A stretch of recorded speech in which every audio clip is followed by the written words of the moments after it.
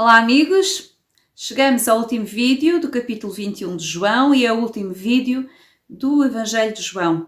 Até aqui nos ajudou o Senhor a chegar aqui a este percorrer. Fizemos vários vídeos por capítulo, alguns até fizemos 3, mas chegamos até ao final. Se alguém está a ver este vídeo pela primeira vez e não viu nada para trás, eu aconselho a começarem no Evangelho de João capítulo 1, e a fazerem esta caminhada, lendo diariamente ou o texto do vídeo ou um capítulo e irem fazendo isto, ou pelo menos um por semana. Nós fizemos aqui um vídeo por semana, ou seja, dividíamos o capítulo em 2 ou 3 partes para meditarmos. Mas vocês podem ler um capítulo por dia e vão vendo os vídeos que conseguem e ou usam o meu vídeo ou então leem o Evangelho de João um capítulo por dia. E se fizerem isso várias vezes, certamente estas palavras vão entrar no vosso coração e vai fazer uma diferença significativa na vossa vida espiritual.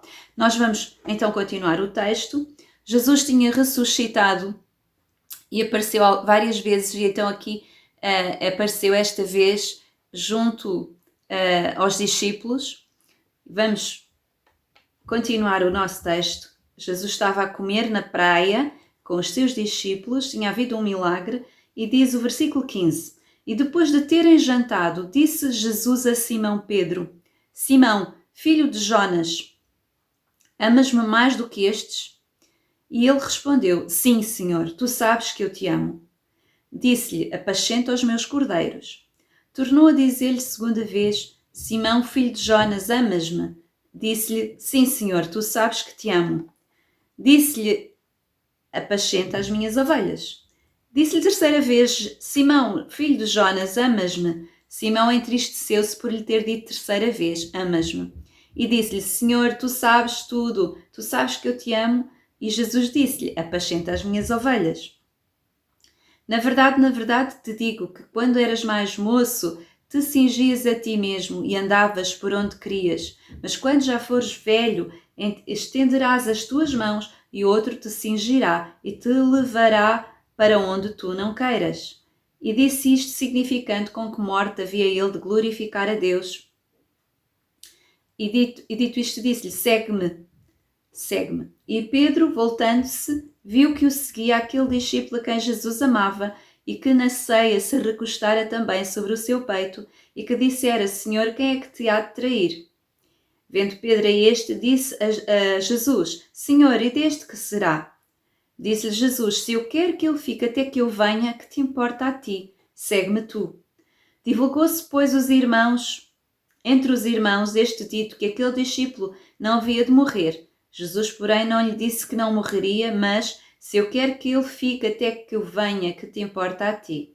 Este é o discípulo que testifica estas coisas e as escreveu, e sabemos que o seu testemunho é verdadeiro. Há, porém, muitas outras coisas que Jesus fez, e se cada uma delas das quais fosse escrita, cuido que nem ainda o mundo todo poderia conter os livros que se escrevessem. Amém. João, aqui mais uma vez aparece, ele fala sempre na terceira pessoa. É o discípulo amado, ele fala sempre como se... Não diz que é ele. Não se exalta, porque ele podia ter escrito este evangelho e dito: eu sou o maior, eu era o mais íntimo de Jesus, eu era o que estava mais próximo. Era chamado discípulo amado. E as pessoas percebiam que havia ali uma intimidade de Jesus com este discípulo, que era próximo, porque este João é que procurava a proximidade. Não era que Jesus tivesse preferidos. Nós temos um nível de intimidade com o Senhor na medida em que nós procuramos esse nível de intimidade. E Jesus revela-se, o Pai revela-se a quem o busca. E o nível de intimidade somos nós, até onde nós vamos, até onde Ele nos recebe e nos dá. E então agora há aqui um diálogo entre Jesus e Pedro. Jesus pergunta a Pedro: Simão, filho de Jonas, parece lá Bar Jonas, quer dizer filho de Jonas, amas-me?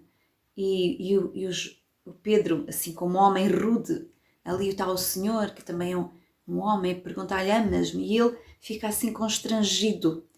E ele diz: tu sabes. Só que aqui no grego usam umas palavrinhas que é interessante nós vermos. Jesus pergunta-lhe: Pedro, amas-me? E a palavrinha que está cá no amas-me é uma palavra que é ágape. E no grego existem várias palavras para amar.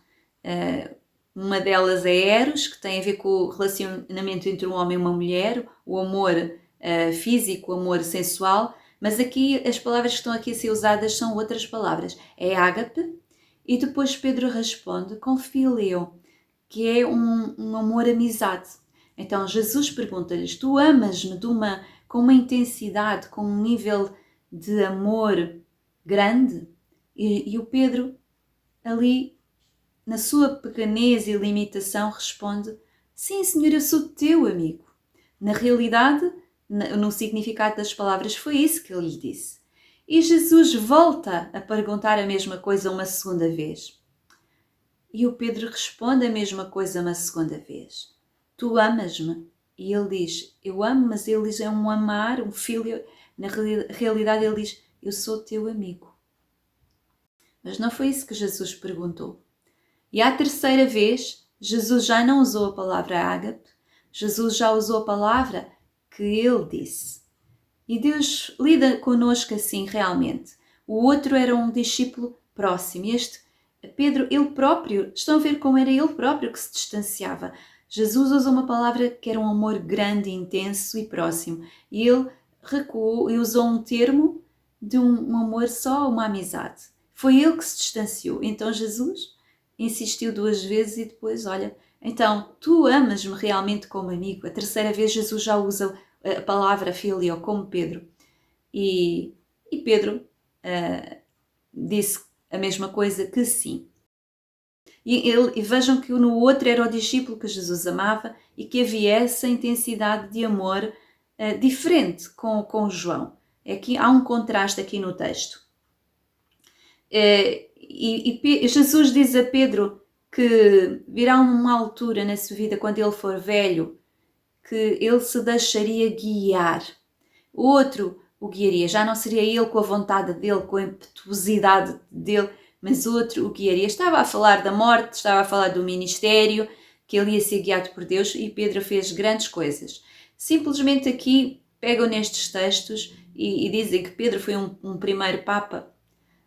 Aqui não diz nada disso. Aliás, tanto católicos como protestantes implementaram lideranças que são singulares. No caso do catolicismo existe uma liderança singular suprema e depois outras locais. No protestantismo não existe uma singular geral, mas existem grupos grandes também com lideranças singulares. A diferença não é tão grande assim. E aquilo que foi implementado aqui, Jesus escolheu os dois, falhou, um traiu, mas depois até escolheram um para substituir, mas era um corpo coletivo. E depois, quando o apóstolo Paulo, penso que é em Gálatas que é referido isso, o apóstolo Paulo vai a Jerusalém já durante o seu ministério e ele diz que haviam 3 que eram consideradas as colunas, ou seja, naquele corpo que estava escolhido dos 12, havia ali 3 que eram as colunas e um deles nem era parte dos 12, que era Tiago. Então, sempre Jesus deixou liderança coletiva e não singular, porque ele é o único cabeça da igreja. Ele é o único sumo sacerdote, diz lá em Hebreus, no livro de Hebreus, que é extraordinário. O livro de Hebreus é fantástico. Faz a ponte entre o Antigo Testamento e o Novo Testamento e explica o que é a nova aliança. Por isso é que eu usei esse livro, essa carta, muito no último livro que escrevi do sacerdócio segundo a ordem de Melquisedeque. É muito importante, explica quem é o único sumo sacerdote sobre a igreja corpo místico, não instituição A ou B.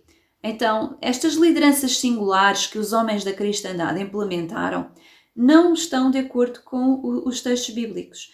Se forem para Atos, as igrejas que eram implantadas tinham sempre um corpo de anciãos. A própria liderança em Jerusalém era sempre um grupo. E Pedro teve um papel extraordinário, era respeitado, porque ele próprio fez coisas extraordinárias, foi o único que andou sobre as águas e pediu a Jesus para o chamar. Pedro era ousado.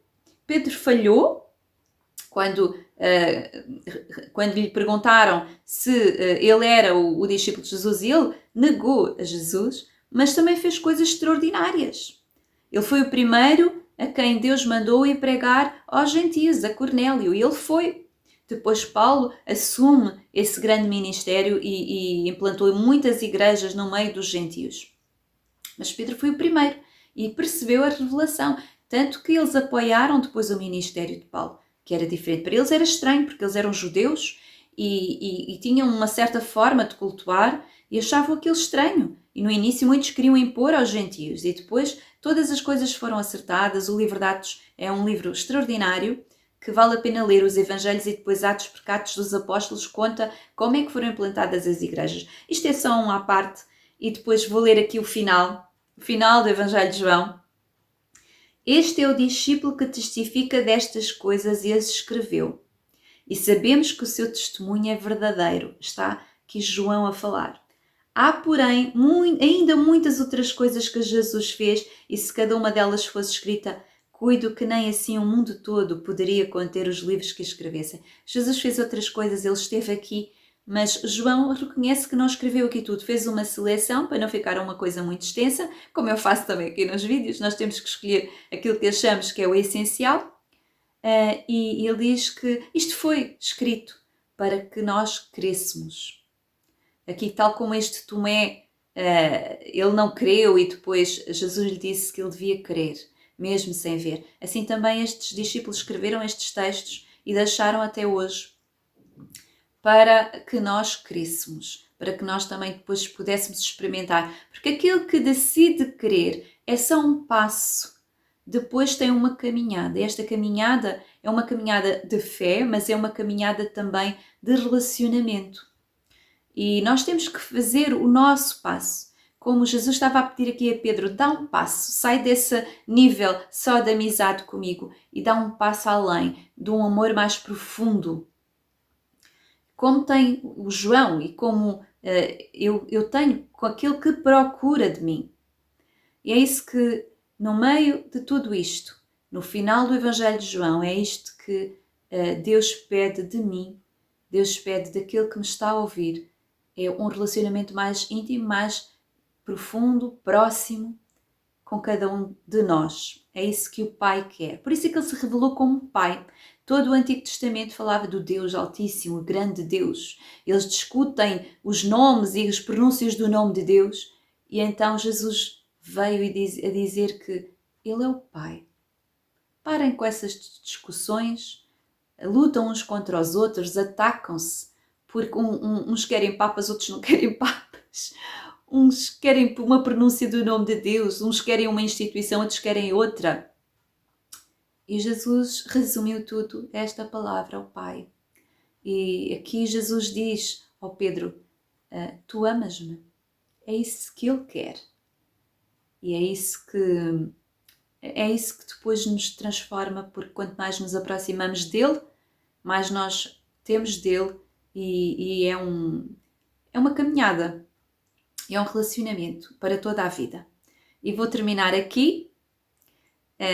Se Deus quiser, começaremos outros temas mais na linha profética, mas agradeço a todos os que me acompanharam aqui, que fizeram like em vídeos, que me ajudaram e apoiaram neste percurso e vamos em frente. Até breve.